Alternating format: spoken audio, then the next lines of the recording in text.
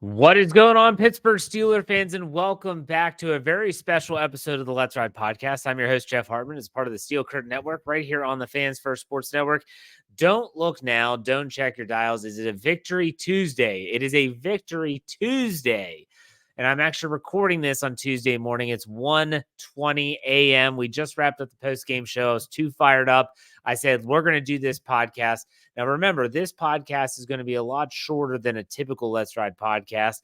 This is just the winners and losers. So if you take the segment, we're going to break it down winners first, losers second, and then I'll be back tomorrow on Wednesday for a regular Wednesday Let's Ride podcast, maybe adjusted slightly, obviously, with no game coming up and having to look at keys to victory. But let's start off because I do want to touch on some news, and we'll dive into this more on Wednesday. Some news from the game. The Steelers win 26-18 over the New York Giants on Monday Night Football in Week 8. No injuries. That's the big thing. Mike Tomlin said there were some bumps and bruises associated with football, but other than that, the team has a pretty clean bill of health going into the bye week. That is huge. I talked about that on Monday's Let's Ride podcast. The Steelers with the win are 6-2 heading into that bye, and they have sole ownership of first place in the AFC North with the Ravens losing to the Browns. And then they have a little bit of distance between not only themselves, but with the Bengals who lost to the Philadelphia Eagles. This was a perfect storm for the Steelers, but that does not mean that everything went right. Before we get into winners and losers, I want to mention our Victory Tuesday contest. Make sure you see the Steel Curtain Network Twitter feed at Steel C Network. Steel C Network. I will post this today, Tuesday, shortly after this podcast goes live. All you have to do is follow the directions and you will be entered to win. And you know what? Because I'm feeling generous, I'm going to give away a shirt next week too. So even though the Steelers don't play, they're 6-2. It's been one hell of a first half of the season. I'm going to give away a shirt next week. We'll talk about that next week, though. So make sure you check out at Steel C Network so that you can get your chance to win of some free swag. All right, let's talk winners and losers. We have 10 winners and 4 losers after the Steelers win over the Giants. So we're going to talk in the first half about all the winners. Then we're going to dive into the losers after our break and hearing a word from our sponsors. Let's start this off. I got to say, this is the most impressed I was. I think about who impressed me the most. And you're probably thinking he's going with TJ Watt. No, I'm going with Najee Harris. Najee Harris. He had 19 carries for 114 yards, a 6.0 average. He did not have a touchdown, but he had 26-yard long. Also added 3 catches for 17 yards on 4 targets. I said this on the postgame show. I'll say it here as well. I don't know what got into Najee Harris. I don't know why he is running like a man possessed now, but for whatever reason, I love what I'm seeing. This Najee Harris is the player that we've all been waiting to see since he was a first-round draft pick. We've been waiting to see Najee Harris be a dynamic back and not a guy that's going to slug his way 3 yards at a time to 100 yards in a game. No, third straight week, he's gone not just over 100 yards, but I believe over a 4.0 average. You go back 3 weeks ago, that was the Raiders game. He had, I think, 7.6 yard average. I think last week against the Jets was like 4.3. This is a 6.0. Najee Harris, has he turned the corner? We shall see. We shall see, but I love what I see. He's on the winners list. Next winner, Calvin Austin III. Calvin Austin III, let's first start off with his 73-yard punt return for a touchdown. So his 73-yard punt return touchdown, for most people, I actually remembered this for some unknown reason, that this is the last time the Steelers had a punt return for a touchdown was in 2019, Deontay Johnson in Arizona. That was the last time the Steelers had a punt return for a touchdown. It had been a while. And I got to be honest, screw you, Joe Buck, for ruining it. I'm watching and he keeps on saying, there was a flag on the play. Hey, folks, there was a flag on the play. And you want to get so excited because it's such an exciting play. And instead, this is what you get. You get reminded repeatedly that there's a penalty, but nonetheless, it counts. 73-yard punt return, but also he adds 3 catches for 54 yards, an 18.0 average, and 1 touchdown, a 29-yard long, and he had 4 targets. Calvin Austin has improved his route running tremendously. And if you watch the touchdown, that route was a beautiful route. Sold the in cut, and then he takes it north, and he runs that beautiful flag, just beautiful. Just fantastic. Calvin Austin III deserves to be on the winners list. There's no doubt about that. Just like there's no doubt about this next guy on the winners list, TJ Watt. His stat line is 7 tackles, 5 solo, 2 sacks, 2 tackles for losses, 2 quarterback hits, 1 forced fumble, and oh yeah, he recovered that own fumble that he forced. TJ Watt, in the postgame show, a lot of people were saying, well, I don't like how people were saying that TJ Watt had been quiet. Well, he had the game against the Raiders where he forced the fumbles, was very quiet against the Jets. When it comes to sacking the quarterback, he had been quiet. And if it wasn't for the Giants, for some reason, not giving their tackle help on certain occasions, he had a pretty quiet game here too. But boy, does he know how to have a flair for the dramatic. After Russell Wilson fumbles, they need a play. You're thinking just hold them to a field goal. No, TJ Watt says they're getting nothing. I'm going to get the ball back. I got this. Y'all just get on board and follow along. TJ Watt's done this more than once. It's always fun to watch, and that's why he's on the winners list. Let's go to the next winner is Russell Wilson. Yes, he did have that fumble, which was on a run. He had 3 carries for 7 yards, but he also had a phenomenal day throwing the football. 20 of 28, 278 yards, a 9.9-yard average. He threw a touchdown, no interceptions, 4 sacks for 19 yards, and he finished with a 114.9 rating. I think what's lost here is that Russell Wilson had a beautiful throw to George Pickens, which would have been a touchdown. Broderick Jones, we'll hear more from him later. His face mask negates that touchdown. He had a beautiful throw to George Pickens that could have been a touchdown. George Pickens gets 2 feet in. Instead, only 1, and that takes that off. And so Russell Wilson, while the fumble was bad, and sometimes one play, like a fumble, can get you off the winners list. That's not the case here. For me, I look at this and say that Russell Wilson had a phenomenal day throwing the football. He did have that one gaffe, but this offense just feels different with him at the helm. This offense feels dynamic. They went tempo in this game a lot. They really put the pressure on the New York Giants. I loved it. I thought this was a phenomenal game, phenomenal playing by Russell Wilson. I'm excited to see what this guy can do coming up in the second half of the season. Let's go to our next winner, George Pickens. He's on the list. He has 4 catches, 74 yards, 18.5-yard average. He had no touchdowns, a 43-yard long. He could have had 2 touchdowns, but I digress. A 43-yard long and 5 targets. So George Pickens, again, he is their guy, and he's proving to be their guy. And when you think about his connection with Russell Wilson, you go back all the way to the preseason. And when Justin Fields was named the starter right out of the gate, I thought that when you looked at the body of work that these guys have put together, George Pickens and Justin Fields, I was like, shoot, Justin Fields is going to throw it to George Pickens all the time because that's all he did whenever they played together in the preseason. And it was kind of the opposite. Now with Russell Wilson, he's out there and he's giving his guy a chance. George Pickens, the 43-yard catch was beautiful. It was a beautiful throw, beautiful catch. I want to start seeing Pickens hitting pay dirt more often.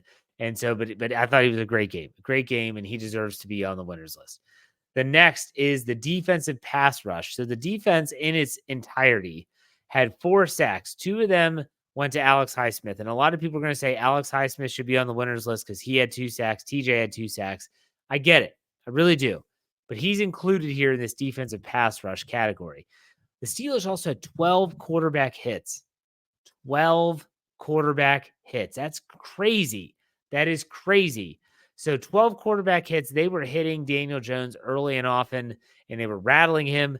Kudos to Daniel Jones. He stood there, stood tall in the pocket, delivered passes down the field. The Giants didn't lose because of Daniel Jones, but the defensive pass rush definitely did their job.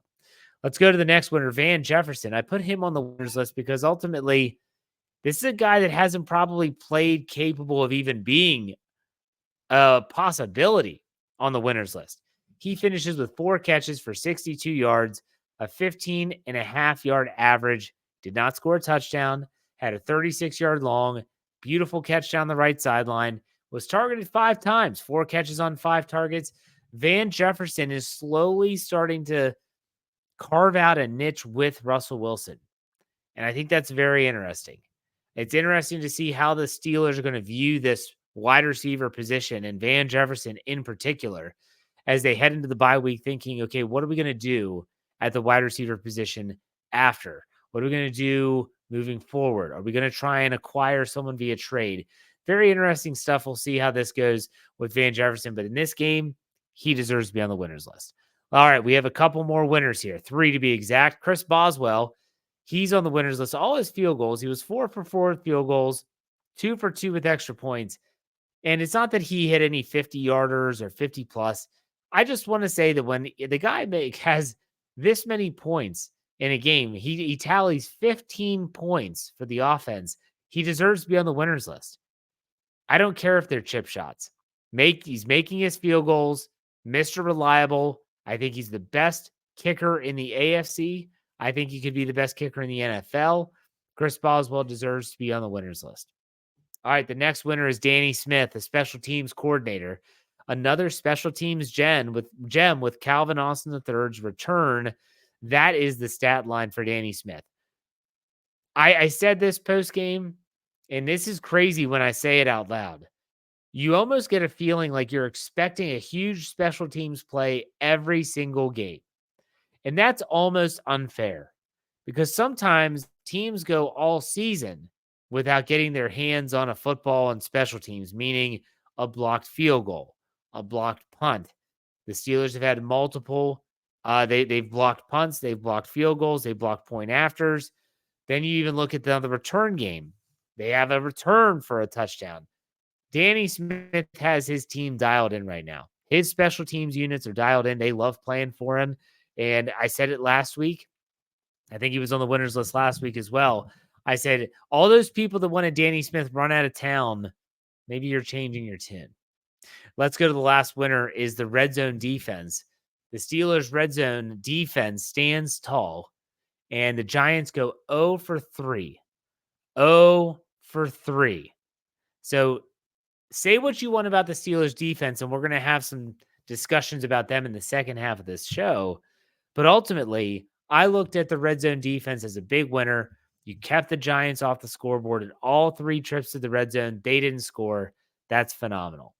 All right, so if you're watching this, meaning if you're watching this segment on YouTube, we're not going anywhere. We'll be right back. But if you're listening to this on the audio side, we're going to have a quick word from our sponsors. We'll be right back to talk about the losers in this game, in this win over the New York Giants. All right, time to talk about the losers, Steelers fans. I hate to do it, but there's 4 losers on the docket after this win against the Giants on Monday Night Football. Let's start with the red zone offense. The Steelers stat line in the red zone 0 for 4. 0 for 4. And you can say what you want about, well, George Pickens should have got his feet in. And, well, Broderick Jones shouldn't have been called for a face mask. Coulda, woulda, shoulda. They didn't. 0 for 4 is 0 for 4. And the Steelers had a pretty good number, pretty good percentage of converting when you get into the red zone. Converting, that's the word. Sorry, it's late. But that's going to take a huge hit when they go for 0 for 4. So the red zone offense, a lot of people say, like, what's going on? I just seems like the play calling gets kind of conservative in the red zone. And offensive line didn't help at times. They did give up a couple sacks down there as well. So red zone offense, 0 for 4. They're on the loser list. The next loser is Broderick Jones. And I've toyed with putting Broderick Jones on the loser list for the past couple weeks now. And it's one of those where you're like, okay, penalty, his penalty, his face mask negated a touchdown. He did have a good blitz pickup later in the game. But man, that took points off the board. And it just seems like Broderick Jones, whether it's this face mask, whether it's a holding call, whether it's the awful series he had against Denver all the way at the beginning of the season, this guy just, for some reason this season, cannot get out of his own way. He can't get out of his own way. And it's tough to watch sometimes because you know that he has that potential. And some will say that he just needs experience, but is he at the right position? I don't know. But I will say that in like the stock report article that I do, his stock has been trending down now for several weeks. And what's really bad is that there's no option. There's no one waiting in the wings. There's no wait till Troy Fautanu comes back. He's going to take over. No, that's not it. That's not going to happen. So they said that Fautanu, if he is able to return, it won't be until a late playoff push, if that's where they go. So Broderick Jones, unfortunately, is on the loser list for me. Let's go to the next loser, run defense. This was the most depressing part about the game. The stat line is that the Giants ran for 157 yards, a 6.3 yard average. I mean, think about that. Think about those numbers and think about the fact that this rush defense let Tyrone Tracy, a former receiver, rush for 145 yards on 20 carries, is out of this world. And if you paid attention on Friday, my Behind the Enemy Line segment, when I had the Giant Take podcast guys on, I asked Josh on the offense, who would you say is like an unknown player that could have a big impact in this game? Who did he say? He said that running back, Tyrone Tracy. He said former receiver. This guy could be really, really good. He's coming off of injury. And unfortunately, he left with what looked like to be in the concussion protocol. But the Steelers tackling, the Steelers run defense, they better figure that out really quick. Because guess what? Teams like the Baltimore Ravens, the Philadelphia Eagles that run the ball extremely well, oh, they're coming up. They're coming up on the schedule. They'll have a bye week to figure it out, get it right. Let's hope they do. Last loser, the officiating, the nonsense. Officiating nonsense is what I put in the article. I don't even know what to say anymore. When you have 16 accepted penalties in this game, those are just accepted penalties. If the Steelers or the Giants say we decline the penalty, that doesn't count as a flag thrown or a flag accepted. There were 11 calls against the Giants and 5 against the Steelers. But then you have these situations still where it's not just about the flag fest. It's about the fact that when George Pickens didn't get 2 feet down, they ruled it a touchdown on the field. Then they go to the replay, like that quick replay. And Tomlin said he had no idea that they did that. And so when they did that, he wasn't sure. And this makes sense when he explains it this way. He wasn't sure if the call on the field stood, meaning it was automatically going to be challenged, or now it's reversed on the field. It's incomplete. So then what do you have to challenge? He tries to challenge. They said that they can challenge it, but they still charge him a timeout. That's on the officials. The officials have to say, listen, coach, they have to go over and tell him the situation. Yes, you threw the red flag. It was ruled a touchdown initially, so it's automatically reviewed. You can't challenge it. Just put the flag away. That's happened on more than one occasion. It's this constant ineptitude by the officials that drive me absolutely crazy. And it doesn't seem like there's any hope or change in sight, and that's depressing. That's absolutely depressing. But there you have it. The 4 losers, 10 winners and 4 losers after the Steelers win. It was a big win, a much needed win. They head into the bye week. And remember, make sure you're checking out Steel C Network for your chance to win a free shirt, sweatshirt, giveaway, whatever you want to get. That's up to you. And that's going to be today, Tuesday, on the Steel C Network Twitter feed. I'll retweet it from my Twitter feed as well. Make sure you're also checking out all of our podcasts. I will be back tomorrow, Wednesday, with our regularly scheduled Let's Ride podcast. I thank you all for checking out this very special Winners and Losers podcast. Make sure you check us out at steelcurtainnetwork.com. That is steelcurtainnetwork.com for all your written needs. And for those of you that like to read articles, we have a lot of great stuff there, so make sure you check us out. But that does it for me. You know how we finish these out. Be safe, be kind, and God bless. Have a great rest of your week. It's a Victory Tuesday. We'll see you on Wednesday. Go Steelers.